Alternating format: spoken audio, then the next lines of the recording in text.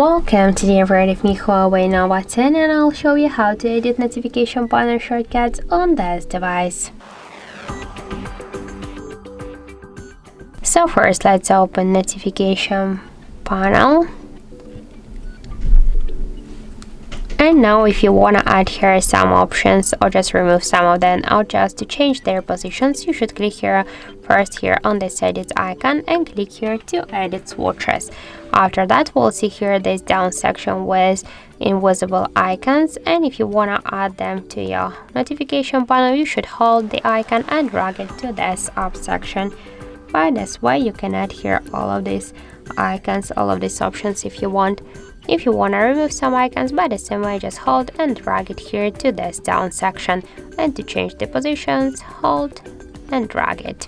Then just tap here to done to save the changes, and that's it. So thank you for watching, and if you find this video helpful, don't forget to leave a like, comment and to subscribe to our channel.